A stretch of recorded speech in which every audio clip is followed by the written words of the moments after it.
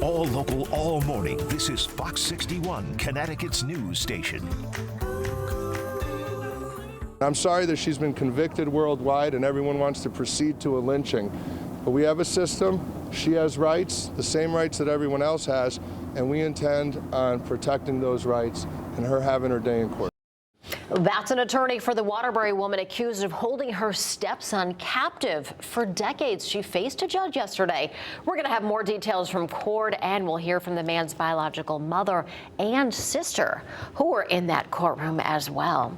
Good morning to you. Thanks for being with us and starting off your day here at Fox 61, Fox 61 Plus. I'm Erica Arias. And I'm Tim Lamers. Good morning to you. We're starting with the forecast here on a relatively chilly morning. I don't know that it's colder than it should be at this time of the year, but you know, Rachel would know. Of the state what is it, average? Yeah, it's around average for this time of year. Not too far off from where we should be. And today is going to be a near seasonal day with lots of sunshine into the forecast later on today as well as that sun begins to come up. Live look outside over in the capital city this morning. Almost cloudless at this point. Clear skies, 33 degrees. Winds out of the west around 8 miles per hour. It's 27 right now in Torrington. So sure, chilly over in Waterbury as well. 30 in Chester and 31 in Willimantic. Moving forward today, plan for the sun. Temperatures move to around 42 degrees by noontime into the upper 40s to right around 50 degrees, which is really where we should be for this time of year. 51 today in Milford, plan for 51 degrees in Southington, 52 in Wallingford, and in southeastern Connecticut up around the upper 40s to right around 50 as well, with winds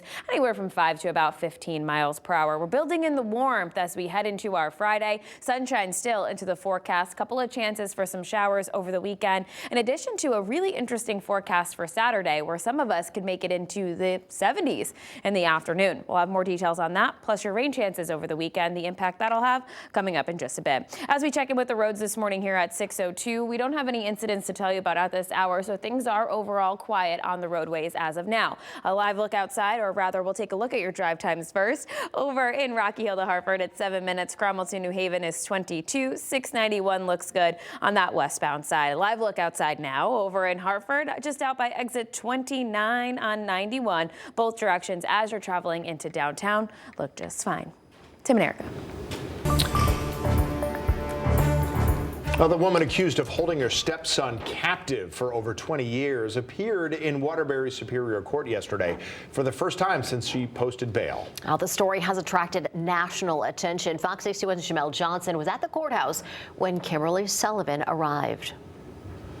Kimberly Sullivan, the woman who is being accused of holding her stepson captive in her home for decades, appeared in Waterbury Superior Court Wednesday. She was expected to give her plea, and while that did not happen, it was still an emotional day for the man's biological family. Kimberly Sullivan fought off waves of media as she made her way inside Waterbury Superior Court Wednesday. It was her first time back in court after posting bail. Sullivan is charged with assault, kidnapping, unlawful restraint, cruelty, and reckless endangerment. Sullivan was expected to plead not guilty to the charges on Wednesday. However, her attorney, Ileonis Kaloidis, asked for a continuance to Friday after the state filed a motion to add conditions to Sullivan's release. It's my understanding they wish to add some type of electronic monitoring or GPS bracelet. And I'm sorry that she's been convicted worldwide and everyone wants to proceed to a lynching. But we have a system. She has rights, the same rights that everyone else has, and we intend on protecting those rights and her having her day in court. I think that the world is shocked by his condition. Like, how can you not realize that someone is so frail and malnourished and just mistreated in your own home? It's just, I don't buy it. Disgusted. It's just disgusting that she's allowed to be on the streets right now. And when he is healthier and he's stronger, if he wants a relationship with me, I am right here. I'm not going anywhere. Sullivan's attorney, Ileonis Kaloidis, asked Judge Joseph Schwartz if the court wanted Sullivan to go ahead and enter her not guilty plea on Wednesday. However, Judge Joseph Schwartz opted for that to happen Friday. That's when Sullivan will be back in court, and we will be there to cover the latest on what happens. In Waterbury, Jamel Johnson, Fox 61. Now, Sullivan's attorney released a statement after her court appearance. He says, quote, "In America, there is a presumption of innocence.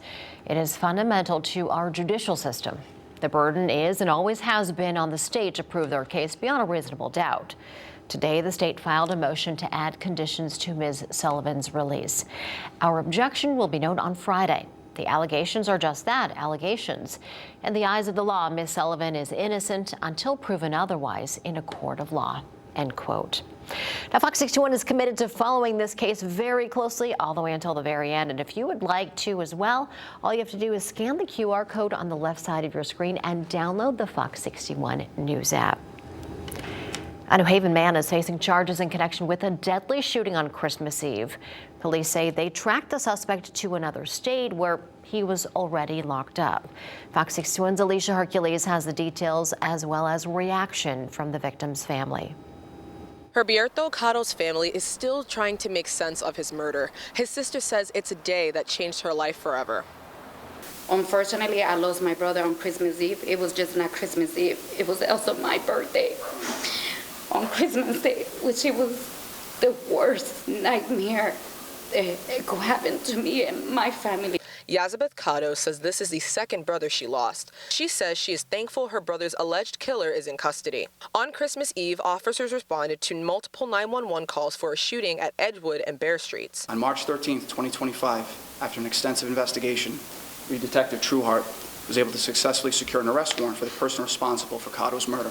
Assistant Chief David Zanelli says the suspect is Isaac Cintron of New Haven. Cintron is being held in a Pennsylvania jail on attempted murder charges in a different case. Police Chief Carl Jacobson says officers used security cameras to identify Cintron's car after searching for 2 days. Our units find it, they try to stop it, the vehicle takes off. They continue with us at a safe distance. He ends up crashing. They pull more video footage, but the major important part is they seize the car. Jacobson says detectives found DNA that connects Cintron to the shooting. Cintron now faces several charges, including murder and criminal possession of a firearm. Cado's sister and daughter say they are thankful for the hard work of the New Haven Police Department, but are still trying to process the senseless violence that ended Herberto's life. Nobody has the right to take somebody's life. It doesn't matter what he's doing. And always remember, what you're doing in the dark was going to come to the light. The police chief says that the suspect's extradition could take up to 2 months, depending on if he fights it or not. In New Haven, Alicia Hercules, Fox 61. Alicia, thank you. Windsor Locks police said they have made an arrest in a murder case that had gone cold for 20 years. U.S. Marshals arrested 38-year-old Muhammad Ali of New York. They said he was involved in the killing of a New York City cab driver named Murid Hussein. Hussein was found shot to death in Windsor Locks back in February of 2005. Now, again, investigators said the case went cold for decades, but picked up just last month after detectives took another look at their evidence. And the Marshals arrested Ali in Dublin, Ohio, which is just outside Columbus. Ali is being held there until he can be brought back to Connecticut to face charges. As for those charges, Ali, they said, will be charged with conspiracy to commit murder and accessory to murder. But police said the case is still active and they're working to find more suspects.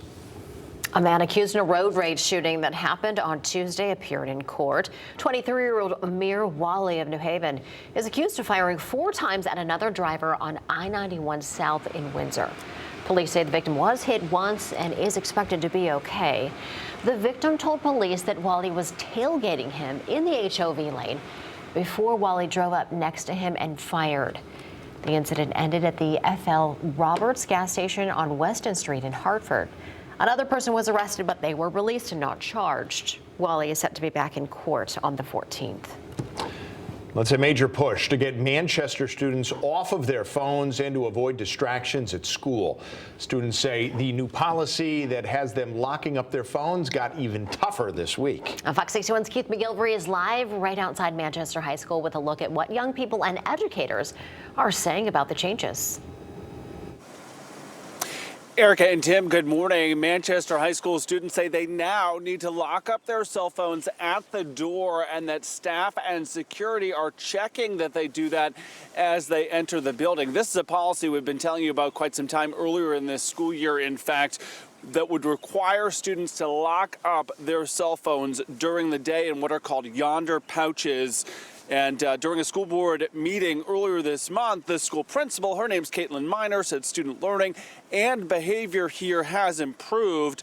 Let's look at the numbers. Last spring, about 95% of staff here said that cell phone use was a regular distraction in the classroom. That has dropped significantly. A year later, 29% say that it is occasionally a distraction. And non-cell phone related behavioral referrals, they are also down. But Principal Minor said that the use of the pouches really has started to slip. Then this week, a student representative to the Board of Ed, his name's Frederick Applewhite III, told the board that enforcement was beefed up starting on Monday. Are students grouchy about the under pouches? I would definitely say they are grouchy about the under pouches, for sure. But they understand deeply, right?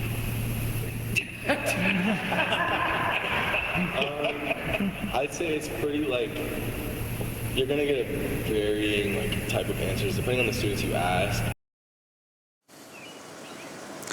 That chuckle there perhaps says a lot and speaks to the challenges that educators are facing with all of this. Principal Minor said her team reminded students about the policy with a school-wide live stream, and then they shared brain research information from Yale. That didn't do the trick, and that's when they decided they might need to look at other ways to tackle the issue here. Erica and Tim, it is our understanding that a letter had gone home to families kind of explaining where things stood and any disciplinary action that would come as a result of violating this cell phone policy. I did shoot an email to the principal this morning, hoping that she gets back to me. But again, that chuckle perhaps just speaks to the challenge here. Both of you have kids, and it is perhaps not easy. In Manchester, I'm Keith McGilvery, Fox 61. All right, Keith, thank you. We appreciate it.